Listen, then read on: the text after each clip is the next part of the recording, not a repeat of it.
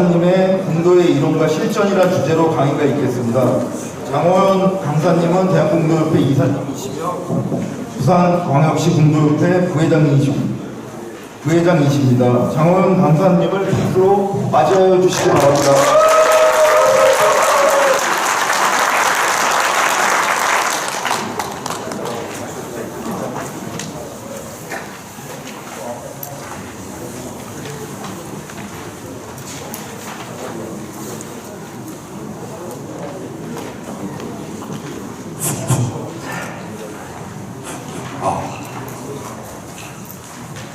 네, 여러분 반갑습니다. 한 1년 만에 다시 뵙는 것 같은데, 원래 처음 오신 분들도 상당히 많으신 것 같고, 우리가 앞서 첫 시간에 지도자에 대해서 강의를 들으셨는데, 그 부분하고 일맥상통하는 부분들이 많을 겁니다. 많지만은, 우리가 지도자라는 게 한 가지 유형에서 요리돼서 지도를 하는 것이 아니고 여러 가지 유형이 있기 때문에 그걸 다시 한번 짚어보도록 하겠습니다. 졸리시죠? 예, 그리고 지금 이제 마지막 시간에 시험이 있다 그래가지고 여러분들이 시험 문제에 상당히 신경이 바깥에 있다 보니까 시험 때문에 고심이 많으신 것 같은데, 대충 문제를 이렇게 봤을 때 여러분들이 기본적인 활을 쏘시는 분들은 다 적을 수 있는 것들입니다. 그리고 우리가 궁도인들이 기본적으로 제일 첨예한 게 궁도국회의원. 이거 여러분들이 다 알고는 계시는데 막상 적어라 이래 되면 좀 적기가 좀 곤란한 부분입니다. 더군다나 한자로 적어야 되니까 그런 부분들이요. 답을 가르쳐 드려도 지금 공부해가지고 빨리 외워야 됩니다.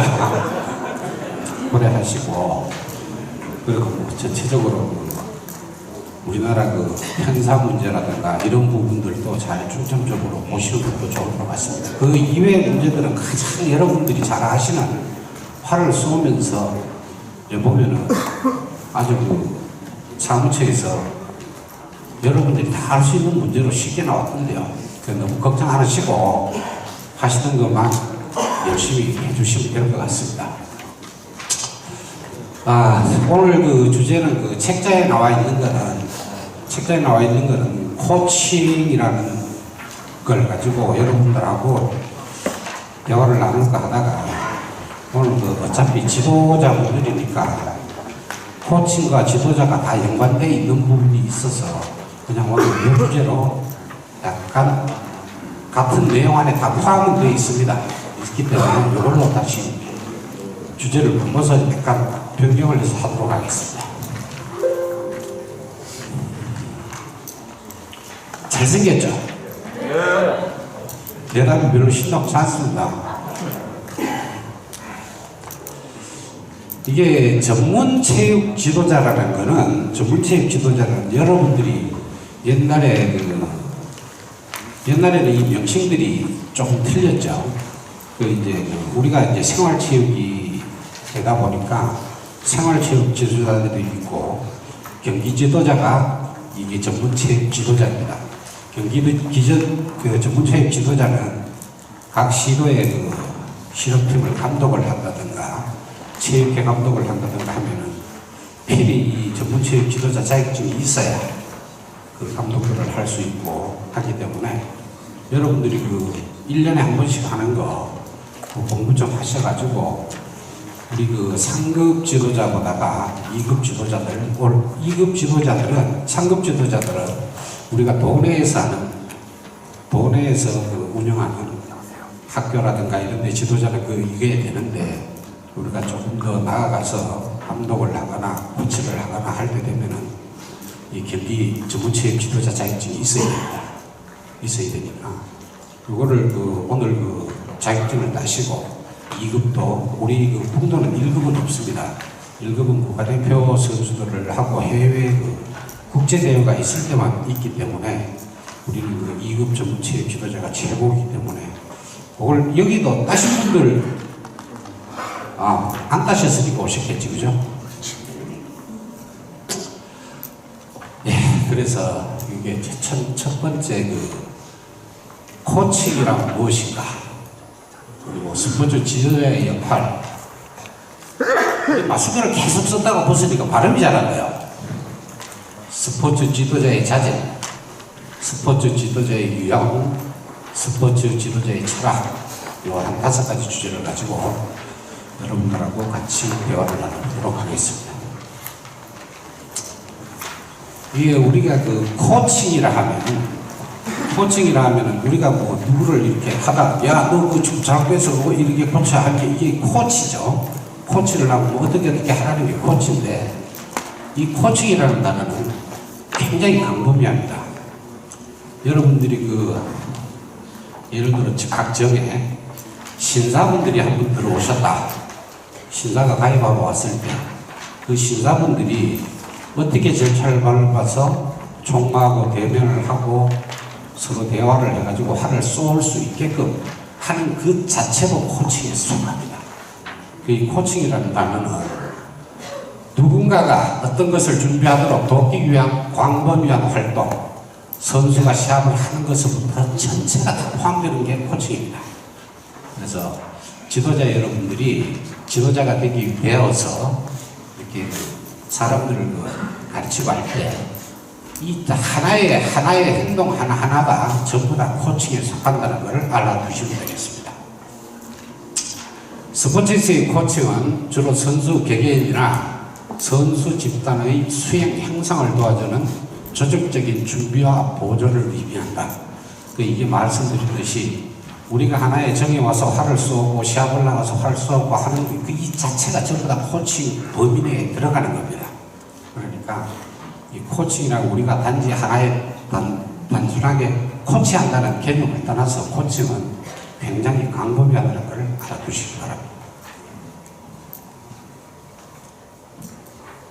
그리고 제한된 시간이 한 50분 정도 되는데, 이거 끝나는 거는 사실상 한 20여 분이면은 옆에 중간중간 뭐 이런저런 말씀을 안 하면은 20분이면 끝납니다. 일찍 좀 끝낼 테니까 그 남는 시간에 공부들 하세요. 예? 대답이 별로 신통치 않으면 끝까지 갈 겁니다. 제가 위에 옷을 좀 벗겠습니다.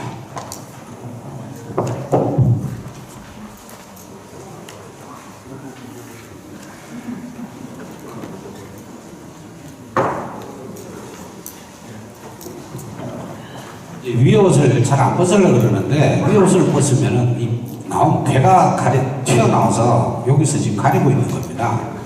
이해해 주시기 바랍니다. 네, 코칭에는 교수, 훈련, 강습, 인스트레이팅까지 해서 요 3가지가 있는데, 여기에서 이제 보시면은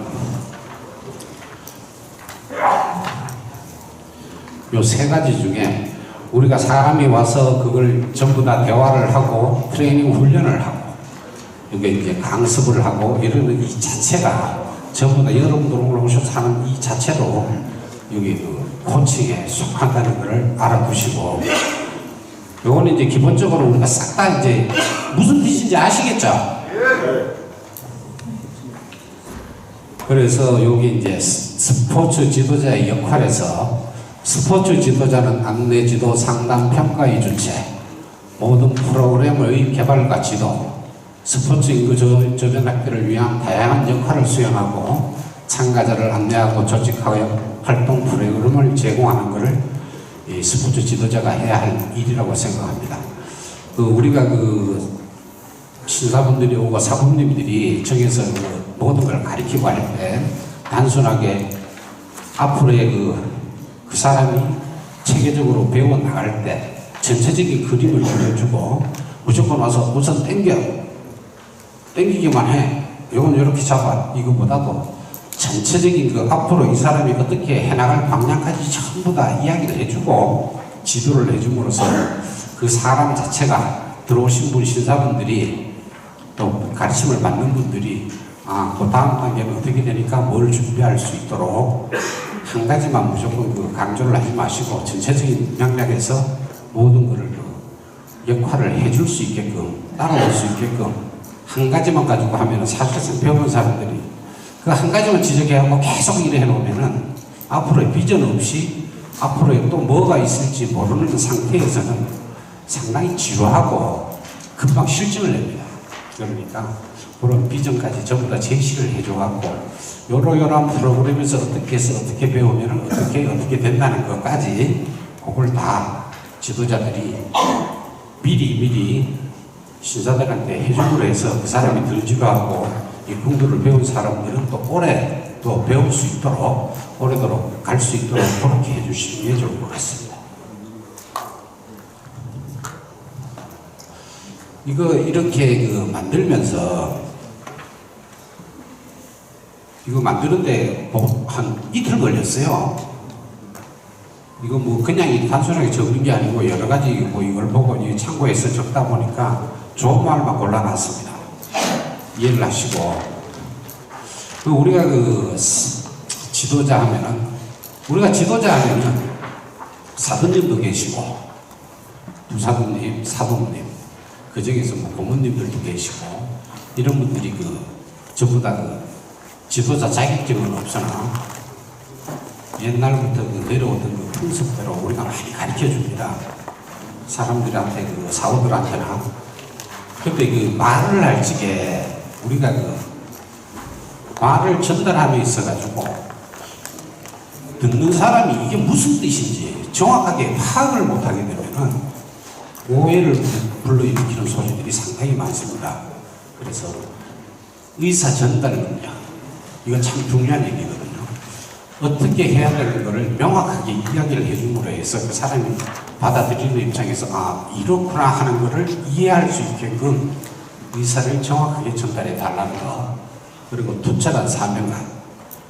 배우면 배우고 나하고 별 상관도 없는데 와서 쏘든지 말든지 나는 관여를 안 하고 대충 오면은 한마디 이야기해주고 그런 것보다는 지도자 자격증을 취득하신 분들은 진짜로 그 부분에 대한 분야로서 투철한 사명감을 가지고 하나를 가르쳐도 내 제자를 가르친다는 느낌으로 이 사람을 키운다는 느낌으로 명확하게 투철한 사명감을 가지고 한 사람 한 사람을 대해주면은 진정성 있게 대해줌으로 해서 그 사람이 진정한 공동이 될 수 있는 첫 기초 단추가 되는 길이기 때문에 그렇게 하시는 게 좋을 것 같고 이 칭찬의 미덕은 참 말씀을 안 드려도 우리 자식들한테도 우리가 칭찬을 하고 잘못하면 뭐라고 하지만은 잘못된 부분도 좋은 식으로 칭찬하면서 요런 부분은 칭찬을 해주면서 뭐라 그래야지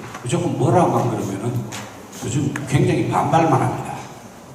좋은 점은 좋은 점대로 짚어주고 단점이 되는 부분들은 그 부분을 보완할 수 있는 것까지 이야기를 해줌으로 해서 우리 칭찬을 해주면 고리도 춤춘다는 소리 있지 않습니까? 그죠? 칭찬이 좋습니까? 뭐라 그러는 게 좋습니까? 여러분들 지금 수업 잘하고 계시잖아요. 별로 반응이 없네요. 잘 안 하고 계신가 봐.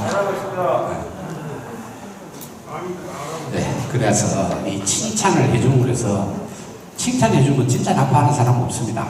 그러니까 될 수 있으면 마음을 그렇게 가지시고 항상 칭찬하는 자세로 사우들을 대하고 지도자로서의 역할을 한다면 그분을 잘 믿고 따르는 사람들이 많아질 겁니다. 그리고 공정성. 오늘 이걸 여기 이래 듣다 보니까 여기 와서 이런 말씀을 듣다 보니까 뭐 어디서는 뭐 누가 어떻고 뭐 누구 친한 사람만 왔고 뭐 이런 소리도 있는데 그런 걸 떠나서 우리가 그 나름대로 그 지부에서는 공정성 있게 처리를 했다고 봅니다. 그래서 이 공정성은 떡을 하나 갖고 와도 누구누구도 먹게끔 골고루 나눠주는 하나의 사소한 문제서부터 규정, 특히 시합이나 이런 데서의 공정성은 굉장히 중요한 겁니다. 이 공정성이 훼손이 되면은 우리가 뭐 시합이라든가 이런 부분에서 이 공정성이 훼손되면은 큰 문제들이 야기되기 때문에 이 심판이라든가 이런 분들도 마찬가지. 모든 그 내가 공적인 사람이다라는 개념 하에 항상 그 일을 처리할 때 공정성 있게 골고루 처리하는 게 가장 그 사람들한테 시름을 받을 수 있는 가장 좋은 거라고 생각합니다. 공정성은 이건 누구 우리나라 지금 현대를 잘 살면서 이 공정성이 확보가 안 되면은 옛날에 그 우리가 70년도에 그 비리 그런 부분들이 요즘 와서는 그런 게 우리가 하다못해 그 경찰관한테 딱지값 주다가도 요즘 경찰들 돈 안 받습니다. 이런 사소한 문제까지 또 특히 그 시합을 하는 규정은 정확하게 여러분들이 인식을 하시고 그런 부분들은 꼭 지켜주시기 바랍니다. 그리고 활달하고 강인한 정신. 맨날 그 저기 가면 사돈님 인상 쓰고 가만히 앉아갖고 말로만 뭐라 그러고 이러면은 그 정에 활기가 없어요. 그 사범님이라든가 사돈님들 그분들이 책임감을 가지고 활달하게 막 이것저것 하시고 나면은 그 정 자체에도 활기가 넘치고 그 정이 활기가 넘침으로 해서 그 도, 시도, 대한민국 옆에도 활기가 넘치는 거니까 강인한 정신, 자기가 하고자 하는 정신력을 가지고 활달하게 전부 다 명랑하게 움직이는 게 좋다는 뜻입니다. 그리고 이거 도덕적 품성. 이 도덕적 품성은 여러분들한테 이걸 일일이 설명을 안 해도 요점만 이렇게 적어놨기 때문에 여러분들이 무슨 뜻인지는 다 아실 겁니다. 다 아실 건데 간단하게 넘어가니까 10분밖에 안 걸려서 시간을 자꾸 더 하는 거니까 이해를 해주시고, 도덕적 품성은 우리가 그 예를 들어가지고 할 얘기도 없고 사실상 누구나 잘 알잖아요. 요즘은 뭐 텔레비에도 자주 나오는 금품 비리라든가 이런 부분들, 그 사람이 갖고 있는 사고 그런 부분들이 그 개개인마다 약간의 트럼은 있지만은 인과관계, 인간적으로 오고 가는 문제까지 이거 너무 또 요즘은 도덕성에 비추어서 인간적인 문제까지도 사멸되는 그런 문제들 또 있습니다. 그렇지만 여러 사람을 대하는 그런 데서는 이 도덕적 분석이 상당히 중요하다는 것. 여기서 틀린 말이 하나도 있나요? 예, 글씨도 정확하게 다 적어놨습니다.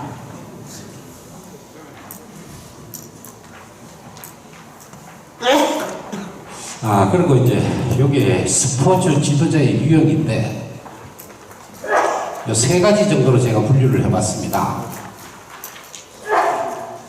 전제적 리더십, 민주적 리더십, 자유방임적 리더십. 여러분들 이 중에서 어떤 게 제일 나을 것 같습니까?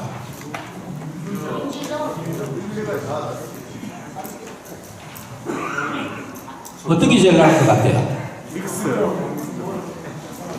민주적. 여기 이 세 가지 다 장단점은 다 있습니다. 이 전제적 리더십은 여러분들이 그 옛날 그 스파르타식 있죠? 스파르타식으로 강압적으로 이게 뭐 명령 하에서 사람을 꼼짝 못하게 해서 그 사육시키는 이런 형태의 그 리더십입니다.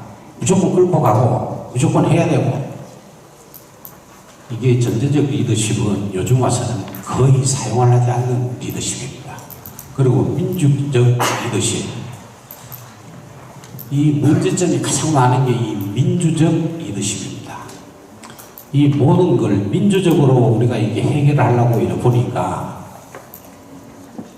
안 해도 될 이야기, 안 그래도 될 이야기들이 전부 다 문제적으로 대두됩니다. 민주적으로 하라고 해놓고 왜 그걸 시키느냐. 근데 그 선서로서는 해야 될 당연한 일들을 시키는데도 민주적이라는 이게 요즘 그 교권이 무너지고 학교 가면은 학교 이렇게 잠깐 내가 그 1시간 볼 일이 있어서 강의하는데 잠깐 가봤는데 학생들 태반이 누워서 잡니다. 선생님들 이야기 안 해요. 이야기하면은 왜 이야기하냐 이게야. 내가 내 마음대로 하는데. 그 뭐라 그러면은 또 항의 들어옵니다. 민원 들어와요. 그래 되면은 결국은 교육이 아니고 민주 따지다가 망한다는 소리가 그 학생들은 그러면 그 학생 나름대로 자기 마음대로 합니다. 학교에서. 선생님들이 타치를 못해요. 그런 부분. 지도자들도 마찬가지입니다. 당연히 훈련을 시키고 지도를 해야 되는데 본인이 안 하겠다는데 그럼 굳이 그 사람하고 소통관계가 이루어질 수가 없죠. 이 민주적 리더십의 단점은 여기 있는데 또 장점 또한 많죠. 민주적으로 우리가 의사 존중을 해가면서 이런 문제들이 있구나. 그런 부분에 대한 거는 또 이렇게 협의를 해가면서 우리가 이제 할 수 있는 부분들이 있는데 지금 여기에서 우리가 자유방임적 리더십은 너무 이게 조금 아까 이야기했듯이 알아서 해라. 니들 알아서 하고 나는 내 할 일만 하고 성적이 나면은 있고 성적이 안 나면 나가라. 그리고 뭐 단체적 시험을 가도 니는 뭐 잘하니까 들어가고 뭐 이런 식으로 자유방임적 리더십은 방관에 가깝습니다. 그래서 요즘은 그 지도자들이 가장 많이 쓰는 게 전제적 리더십하고 민주적 리더십, 자유방임적 리더십을 전부 다 섞어서 그 중에서 장점들만 추려서 될 수 있으면 그 중에서 할 수 있는 것만 합니다. 요즘 우리 대한공대에도 선수위원회가 지금 구성이 돼서 선수들 임금 문제라든가 선수들이한테 당하는 불합리한 일이라든가 이런 부분들을 지금 보강하기 위해서 지금 규정도 개정을 하고 대한체육회에서부터 지시에 의해서 개정을 하고 전부 다 있는데 이게 너무 민주적으로 가다 보니까 방임을 하게 되고 이 선수가 약간의 뭐 문제가 있어서 다 해결할 수 있는 부분인데도 안 합니다. 네가 잘못했으니 그렇지. 옛날 같으면은 사제지가 내라 하면은 잘못된 일이 있으면 끝까지 가고 밝혀갖고 그 사람 다시 할 수 있게끔 하는데 요즘은 너무 개인주의 성향이 강해서 사람과 사람 간에 스승과 제자 간에 지도자와 배우는 사람 간에 신뢰성이 없습니다.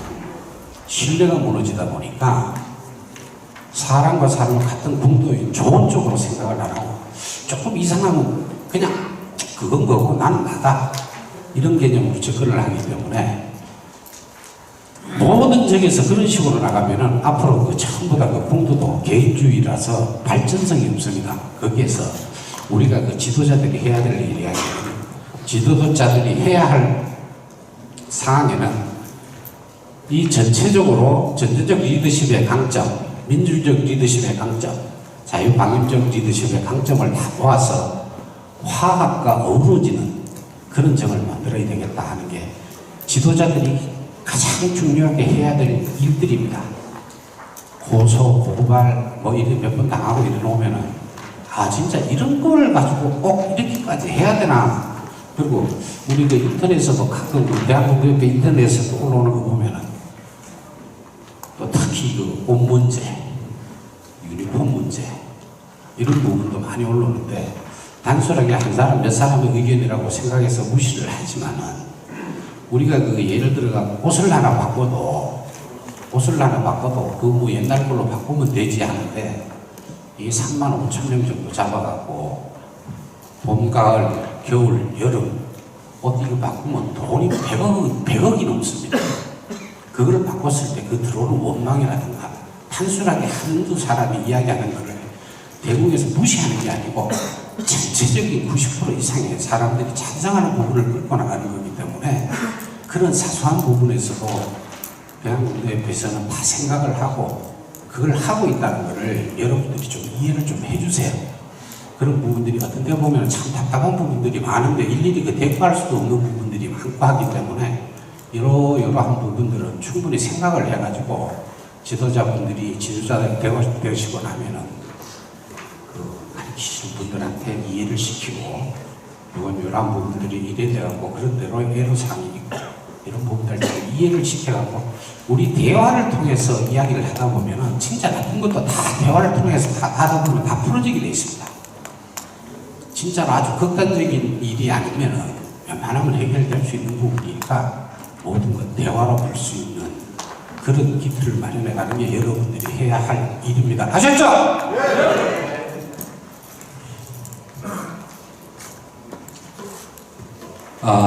스포츠 지도자의 철학인데요.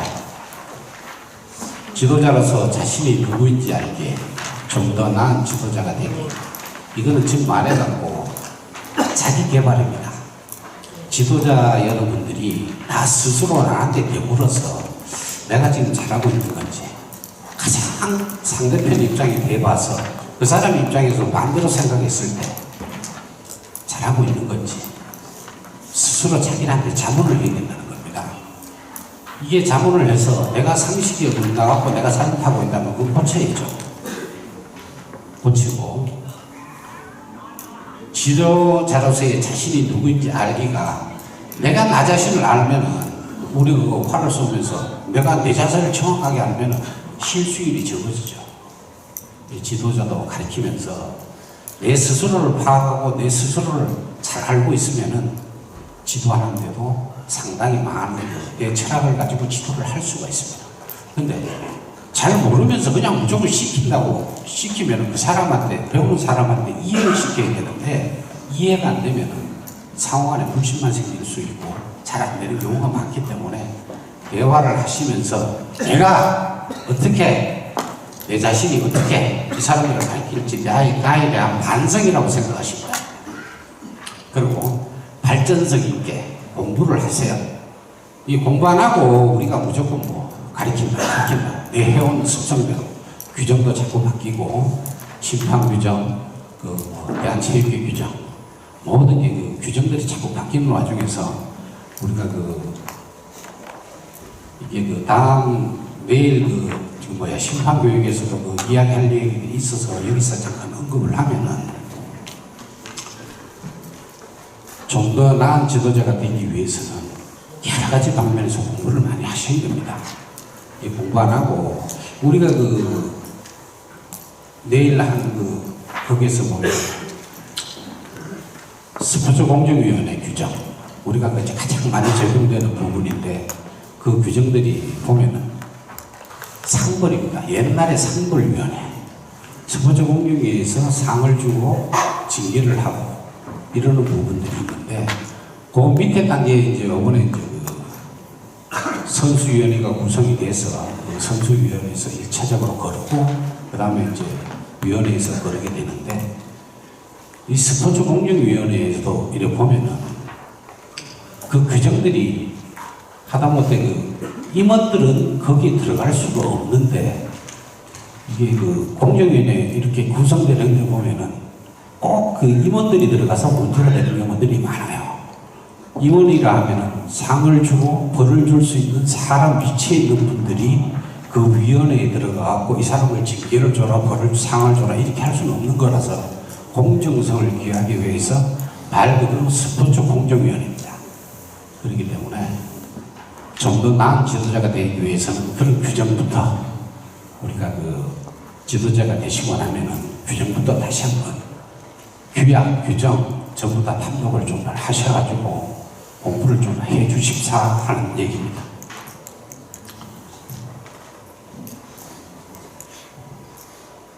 이렇게 끝나고 나니까네 어떤 철학을 갖고 계시는지 누가 한 분 여기서 지금 원래 두 번째 참석하신 분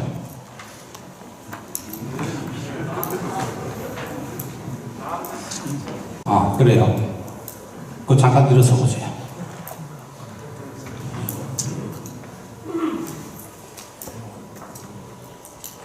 지도자가 되면은 나는 어떻게 하겠다. 한번 이야기 한번 해보세요.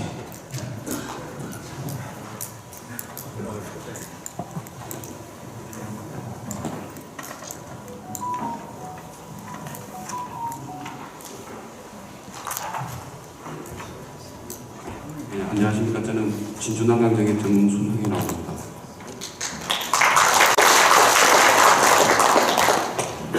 아직 저는 좀 나이가 젊은 관계로 지도자에 대해서 크게 생각은 안 해봤습니다. 근데 제가 정에서 이렇게 느끼는 것은 아시는 분은 아시겠지만 저희 남강정도 지금 어느 정도 혼란이 조금 있는 상태고, 그걸 곁에서 이렇게 지켜보면서